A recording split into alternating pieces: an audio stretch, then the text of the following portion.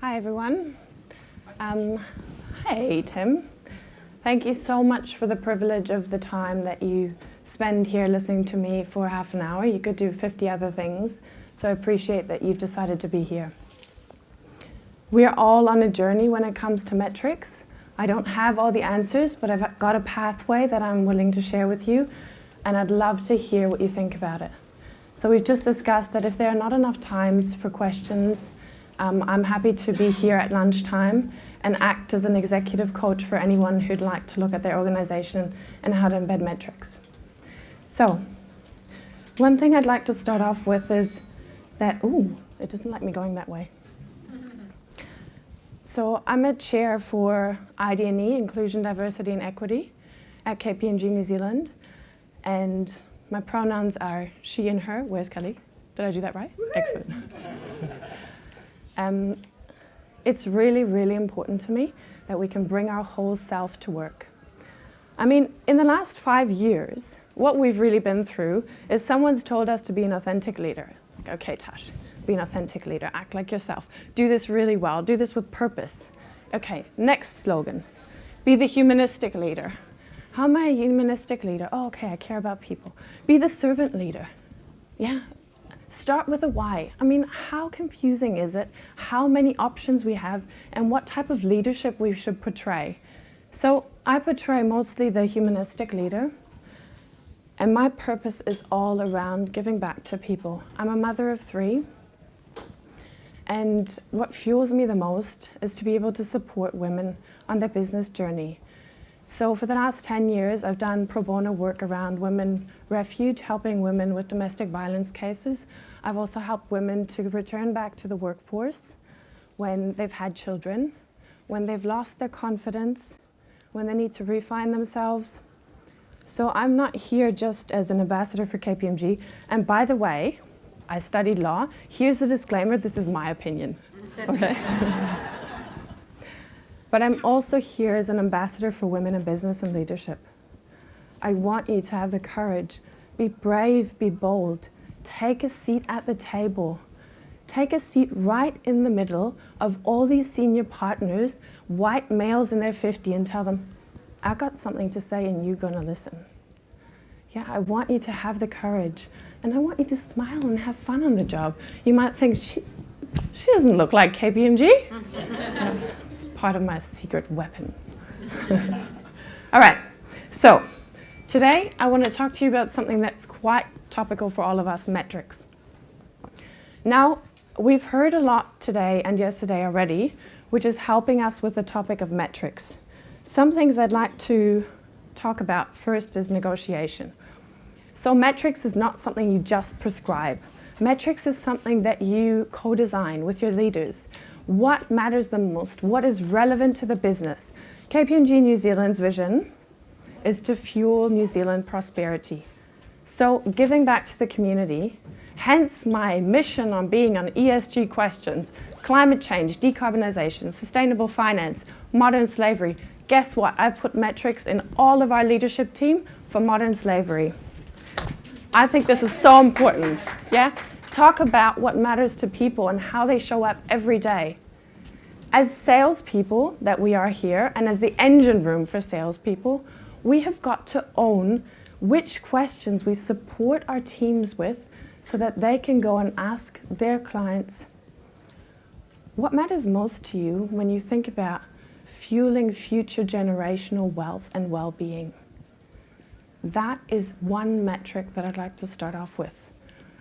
Giving back, and this is whakawhanaungatanga, is the Maori word for giving back to future generations. And it's what KPMG New Zealand really believes in.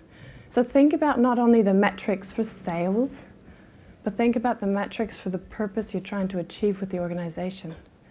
The purpose of giving back to future generations. Nature as a stakeholder, yeah? These are some new concepts, but we need to jump on board with this. I mean, Australia's been on fire for 3 years, and now you guys got flooded. So, yeah, if you still don't believe in climate change, well, I might as well just walk out the door. Because I believe in a participatory model, and I don't like hostages in the room, I've designed a poll to kick off to understand what the room struggles most with when it comes to metrics. Okay, so I really hope that we've sorted this out, because in true KPMG nature, our risk process is so high that I couldn't even send through my PowerPoint presentation and it being opened. So, classic. 1 hour this morning going, can you open it? Can you open it? No, no, no. Can you use a USB? No, can't use a USB because it's encrypted. Okay, fine.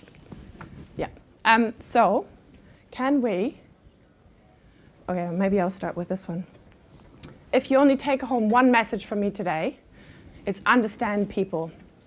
Understand what drives them. Understand what lies below the iceberg. We will rationalize 100% of our decision making, but 80% of our actual decision making is what sits below the iceberg, our emotional motivators. What's the biggest driver? For anyone? Fear. Exactly. Fear. Rejection. Yeah? Not being heard. Status. Reputation. These are your emotional drivers. You've got to understand what people need to feel comfortable with when you're enabling them. And so part of the metrics I'm talking about today are not just hard metrics, but soft metrics around behaviors as well. So understand your people, be curious, be like a child. My 3 children, we lie in bed at night. We talk about ideas such as going through a fairy forest. Be curious. What's around the corner? Innovation is part of our role. If you're not the ambassador of innovation, you will never be successful in an organization. You've got to shine the light so strong that people just can't stop and ask you, what are we going to do? You've got to create their own need. I think we've heard that throughout all the presentations here. Sales enablement's really new. Create the need. Link it to your strategy. Link the strategy to the organizational vision. Understand people. Great. Here comes the poll, please. We're going to jump to Slido, please, if you wouldn't mind grabbing your phones. And if it all works out, you should have a question around, oh, excellent. Which metrics do you struggle to measure the most?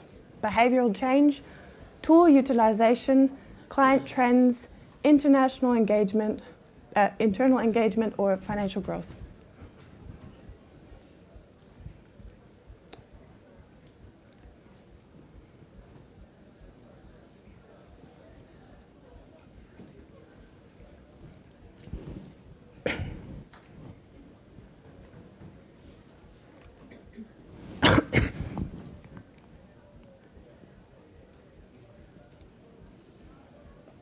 Am I ever glad that I didn't just hit you with the pure sales metrics for today?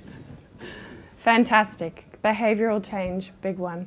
Internal engagement, we've learned a bit about buy-in already. So here's one concept that I've learned earlier this year that's really helping me in my role in understanding metrics. So there are 3 circles that need to be flowing together. The hearts, the heads, and the hands. You need to get people doing stuff from the start. Even before you've got a strategy, don't wait for it to be perfect. Get people actioned on stuff. Use your tools. Be an ambassador for the tools.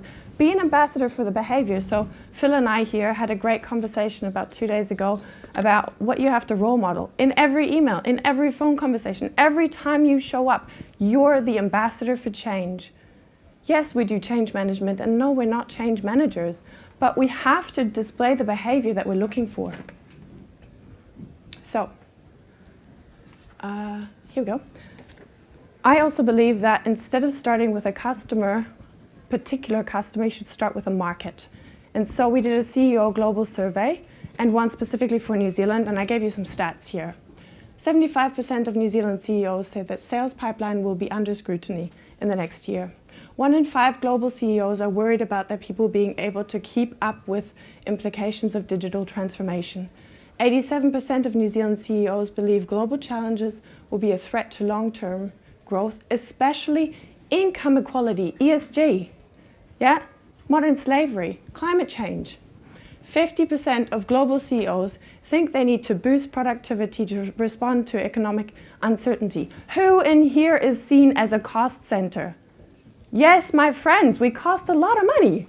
So I'm an associate director. I cost $800 an hour when I get charged out. Yeah, so just swallow that for 1 second.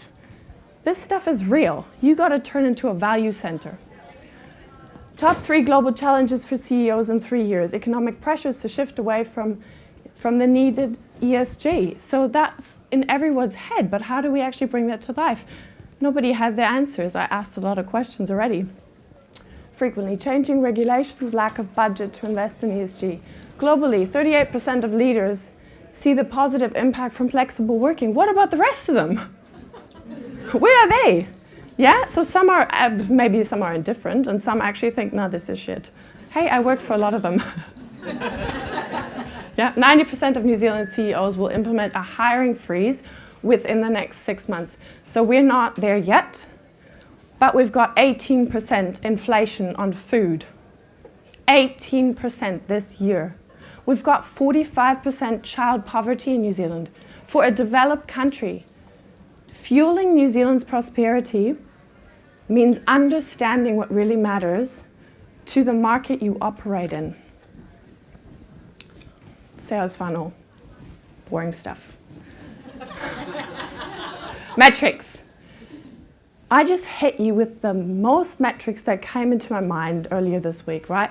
Average deal size, lead to engagement, cost per conversion, time and resource charged, average sales cycle, length of sales cycle, deal size and profitability per service line, per product, lead indicators per BDM, opportunity source, internal referrals, stalling, out-of-date pipeline, forecasting versus actuals, win-loss debrief is, oh, Tash, go home, yeah? Okay, we all know it. We're all sales professionals. So what? You are the engine room for this, yeah? So you should actually have metrics against these things. Use your CRM for this. Tell the story. It's your job to tell the story. Once a month, I have to front up to our board and present all of this stuff. And when I talk about behavior, everyone goes, yeah, but the behavior is actually going to create all of this. The behavior creates this. Curiosity creates this. Understanding client concerns creates this. Understanding what we're interested in the market and why we have a need to change.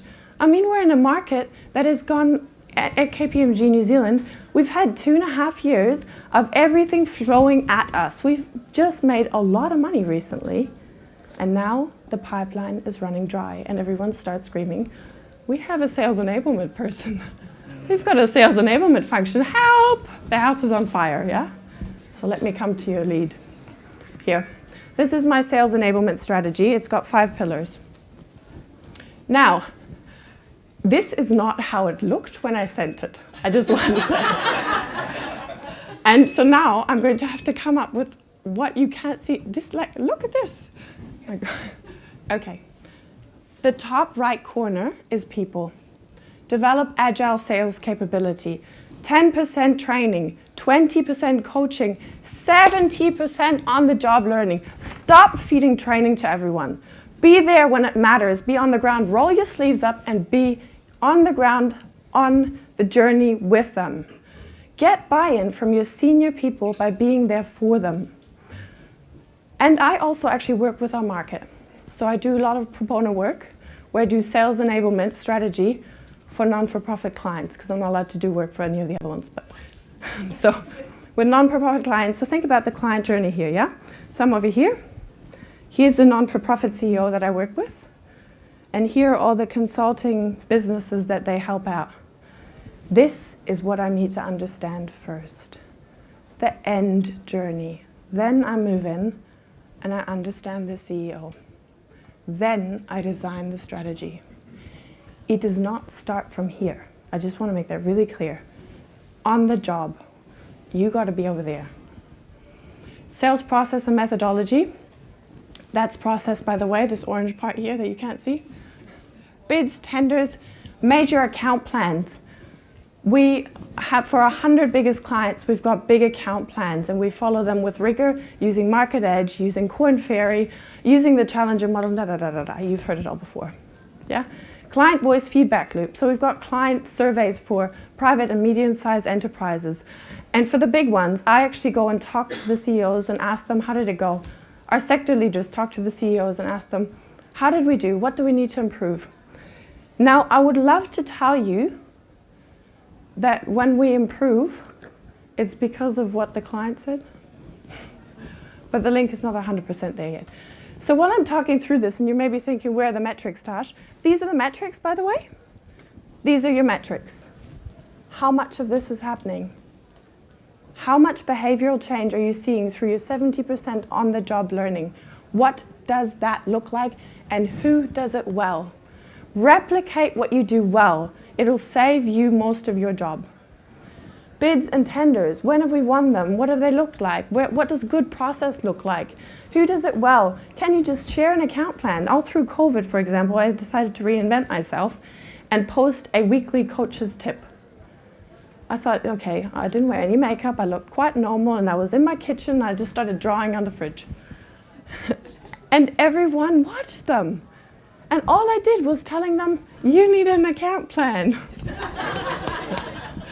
And amongst other things, right? Sometimes the simplest, easiest solutions that to us in our room and our professional background seem so straightforward, to other people, actually, they're gold. Yeah? So own that. You only need to know 5% more than your audience to be an expert. Activating sales tools. So this is tools and technology, by the way. CRM activation. Use your CRM system. We're not amazing at it. We need to get better at it. Stop listening to the comment of, we don't believe in the data. The data's, not congruent with the messaging. Yeah, that's because you didn't actually put enough stuff in there, my friends. Yeah. So, Power BI. We use performance dashboards for all of our major sales, so that people on the go can see all of the indicators that I shared with you before. We've got an intelligence learning platform where everybody at KPMG is a curator. I'm a curation editor, so I can create pathways for business development and sales enablement. Everybody owns and accesses. Who was the person who said this yesterday that I jumped onto? So access creates ownership. Curate your own content. Content and insights are the last two pieces. I'm not going to get stuck into them because these are all teams that feed into me and my function. I wanted to give you one example of what I do. So I created this diagram here for ESG, looking at drivers, external drivers, consumer shift, fear of greenwashing, reporting requirements and compliance changes, government policies, then moving further towards the constraints. Nobody's got people, nobody's got resources. You need to put metrics against this stuff. How many people do you need to close the deal? How much work are those people putting in? How much work do they put in before they put anything into the pipeline? So if you're anything like us, there's a lot of conversation happening before it's even in the CRM. Yeah? So if I think about the last deal I coached, it was for government. We won 25 million, and it was for health, looking at a victim support program for domestic violence. I was in the room and I coached this panel. There were 10 people in the room. The total cost of the people being in the room at that time was $12,000. Don't be a cost center, my friends, yeah? Understand your constraints. Operate within the constraints. Own them and manage them and create value. Measure stuff like sector collaboration. Learning from others, measure that, write that down. When has it worked well? And we've taken a banking strategy, where's Ian? We've taken a banking strategy and turned that around and and used that for our corporate services. Or we found something in government that relates to how our communities and our homeowners and our business owners make decisions. Use those principles. Incentives. Put incentives of things that you want to change, not things that everybody does.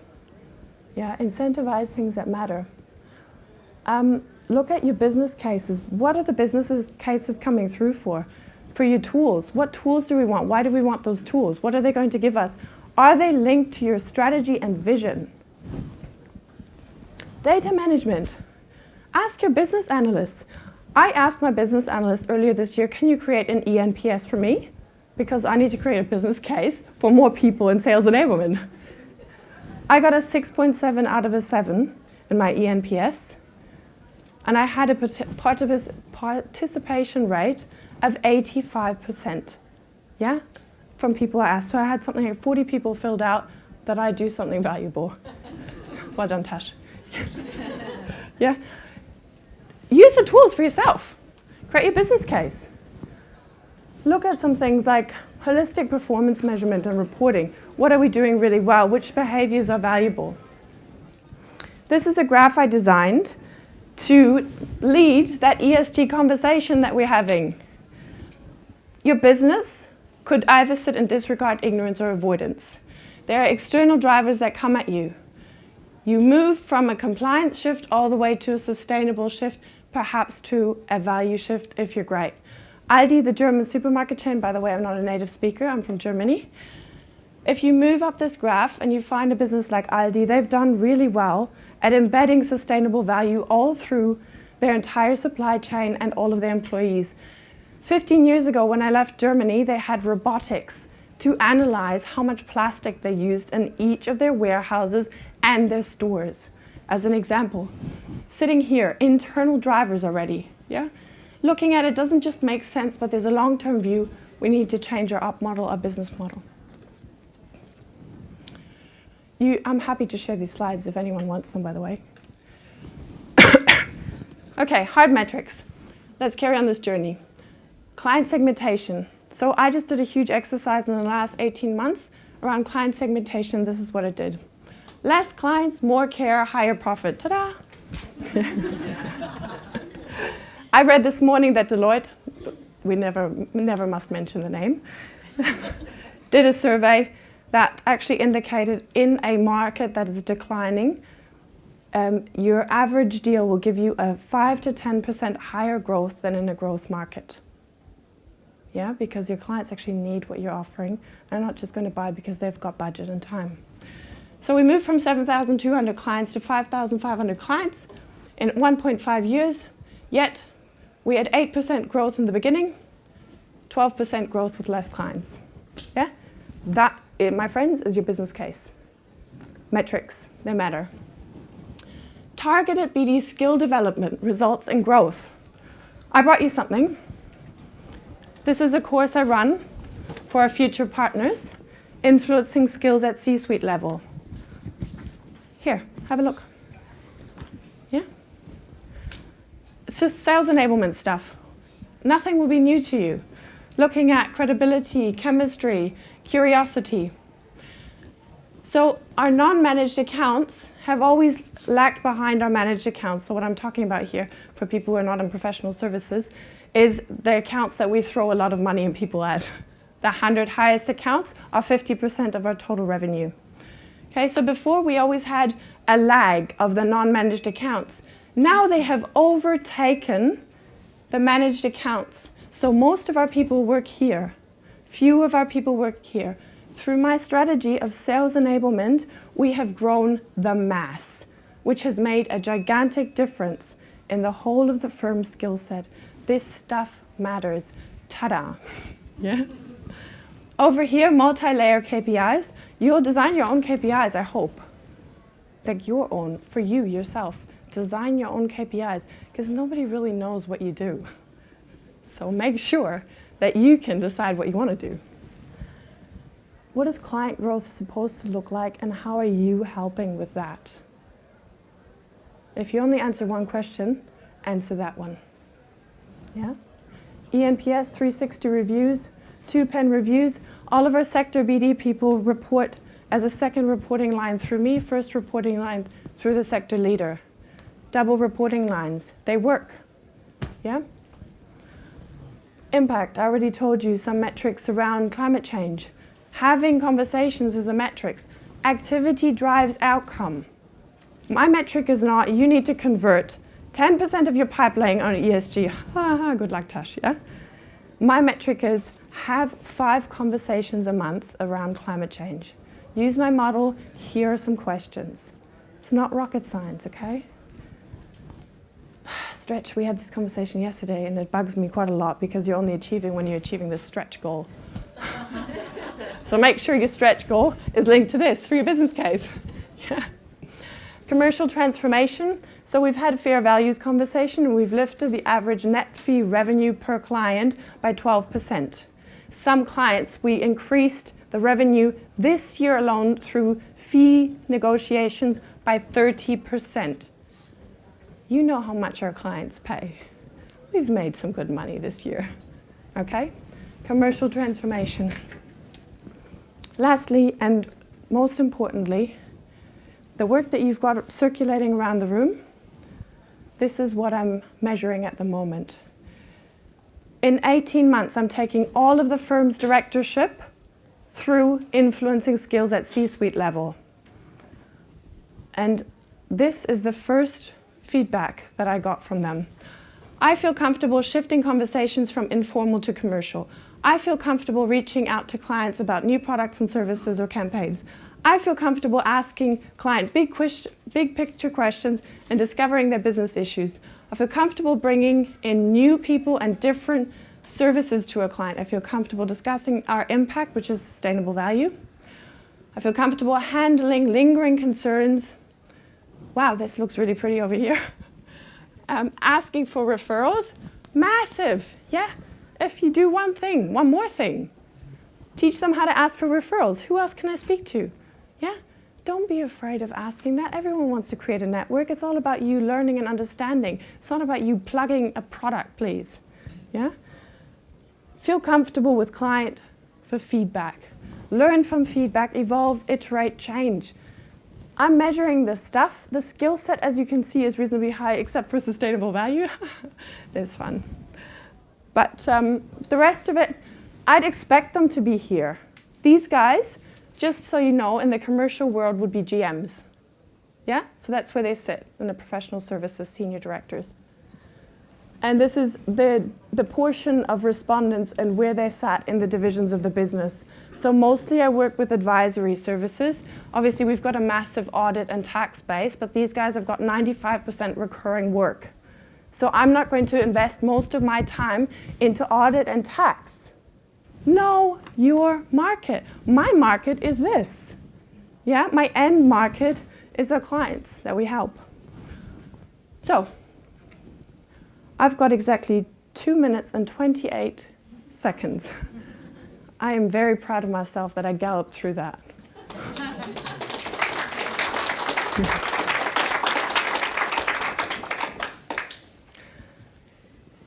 I hope that these metrics were good enough for you. I spent a long time thinking about them, and as I said before, this is work in progress. I'm also trying to create business cases for this stuff. So what kind of questions do you have around metrics? Yeah. Hi. Thanks for your presentation. I am really interested in the metrics part, but can you have too many metrics, and how do you not lose track of all the metrics that you're trying to keep a hold on, I guess? Yeah, really good question.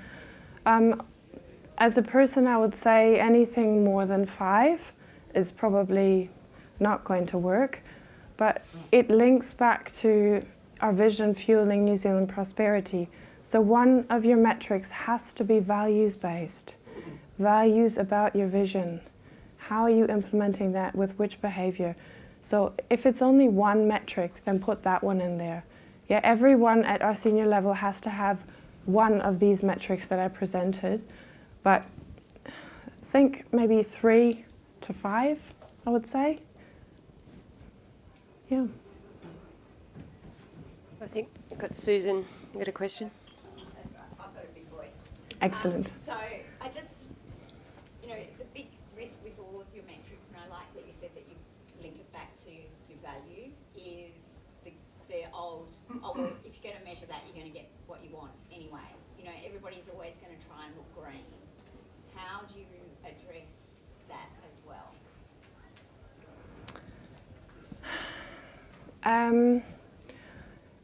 The checks and balances system in our organization is pretty strong. So whilst you have to log every 7 minutes of what you do, thank you, there are a lot of people that look over people's shoulders. It's a very hierarchical business, so the control system is quite strong. I would say you always run the risk of something just being a token, but Our executive chair has 5 children, and his wife is an ER doctor. And they worked in Africa for Doctors Without Borders. He gets it. He lives and breathes this message. I like him a lot, and I'm at the organization because of him. Yeah? Leadership matters. We're all leaders in the room. Use your voice wisely. You have one, okay? Make sure that it's not just greenwashing. And if it does, find out why people have a fear to fill out this stuff. Yeah? I mean, that's a humanistic response. I mean, I'm sure there's a more academic one, and when I come to it, I will get to you.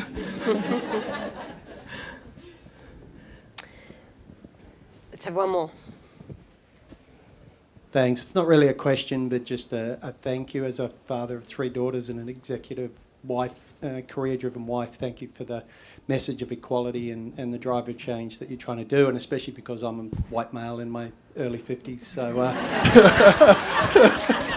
so thank My you. favourite group.